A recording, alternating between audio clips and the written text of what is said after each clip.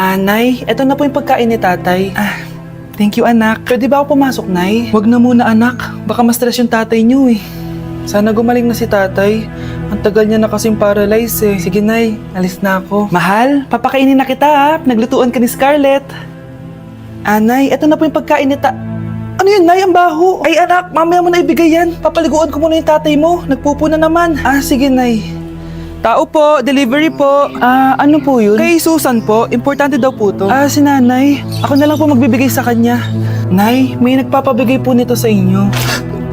Binasa mo ba to, anak? Hindi po, Nay. Wag mo tong babasahin, ha? Sige po, Nay. Mamamalengke lang ako na uulamin natin, ha? Ikaw muna magbantay ng bahay. Ano yun? Bakit sobrang baho naman? Saan nanggagaling yun? Dito sa kwarto nila nanay. Tay, nagpupo ka na naman, no? Yung envelope to, Death certificate? Hindi naman patay si tatay, Hello po. Buti naman po, ma'am, sinagot niyo na. This is St. Peter's Funeral. Kala niya po ipapaimbasa mo yung asawa niyo. Isang linggo na rin po kasi baka bumaho po yung bangkay niya. Anak, alam kong nasa kwarto ka ng tatay mo. Si nanay.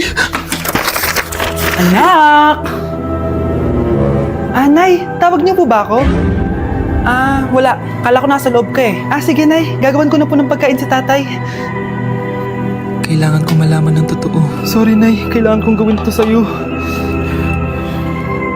Nay, eto na po pala yung pagkain ni tatay. Ginawan din po pala kita. Buti naman naisip mo pa ako.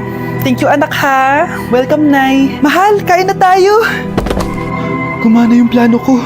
Kailangan ko na humingi ng tulong. Ang galing mo din, Scarlett, no? Pero mas magaling ako. Nay, hindi ka nahimatay. Anong akala mo sa akin? Tanga? Inamoy ko yung pagkain na binigay mo sa akin. At kaamoy niya yung lason na nilalagay ko sa pagkain ng tatay mo. Ang sama mo, Nay. Well, kailangan ko ang pera ng tatay mo. Inasawa ko lang naman yan kasi mayaman siya. Ipapakulong kita sa ginawa mo kay tatay. Sa tingin mo maniniwala sa'yo ang mga pulis? May CCTV tayo sa bahay. Kitang-kita dyan na ikaw ang gumagawa ng pagkain ng tatay mo. Kanina pa nasa kulang mga pulis. At naririnig nila lahat ng sinasabi mo. Mga pulis? Nasaan na siya? Nakakatakot! Matalino ako, Scarlett. Alam kong gagawin mo yan. Binayaran ko ang mga pulis para din nila kulihin. Pera-pera lang. Walang iya ka talaga, Nay. Sumama ka na sa akin. Itali nyo na yan. At siguraduhin yung hindi makakatakas yan. Ano? Itatali? Hindi! Shh, Scarlett. Itatakas kita, ha? Alam ko lahat ng baho ng nanay mo. Tita? Scarlett? May kausap ka ba? Nandiyan na si nanay. Bilisan mo. Paparating na siya. Bilisan ko na. Scarlett! Scarlett! May kausap ka ba? Huwag kang maingay dyan, ha? Scarlett, tara na. Tara na, tita. Tita, buti na lang dumating ka. Hindi ko na kaya mga pinagagawa ni nanay. Hi, Scarlett. Nay. Napakahayop mo, Susan! Oo, hayop ako. At least madaming pera. Huwag kang mag-alala, hindi kita sasaktan. Hindi ko na din kaya mga pinagagawa sa akin ni Susan. At ikaw, Scarlett, ipapakain ko sa'yo yung lason na binigay mo sa akin. Nay, wag po. Halika. Isubo mo tong lason. Ito'y nararapat sa'yo para mawala ka na sa mundo.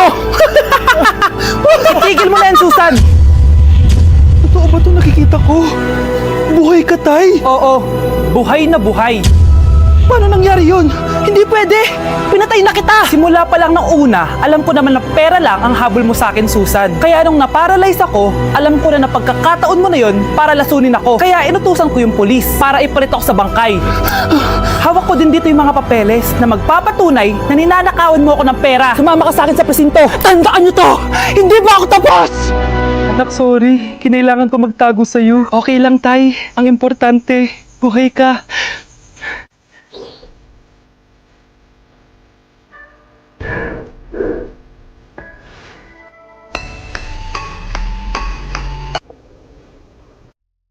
Nandito na ako, mahal! Mahal, ikaw ba yan?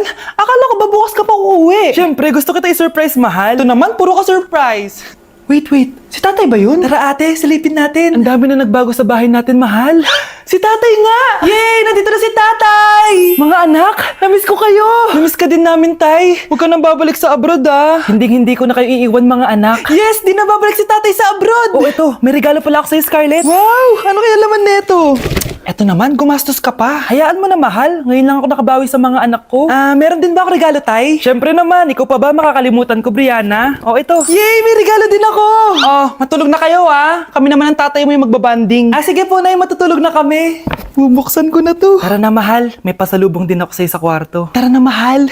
A few moments later. Anong oras na? Bakit tumatawag si tatay? Hello, tay? Scarlett, umalis na kayo sa bahay na yan. Isama mo kapatid mo pati nanay mo. Bakit po? Nasaan kayo? Yung lalaking umuwi dyan kagabi, hindi ako yun anak. Umalis na kayo dyan ngayon na. Nay! Nay! Aray! Oh, mahal! Napano ka? Sinaktan ka ba ng lalaking to, Nay? Okay lang ako. Napaso lang.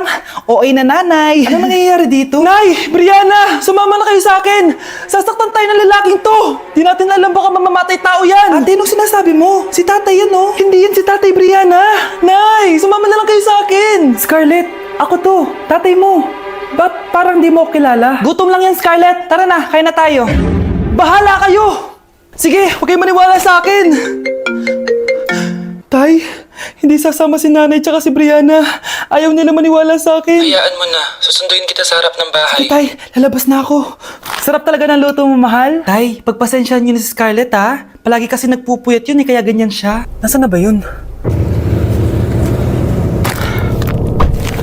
Huwag kang mag-alala, Scarlett. Safe ka sa akin. Tay, salamat. Niligtas mo ako sa kanya.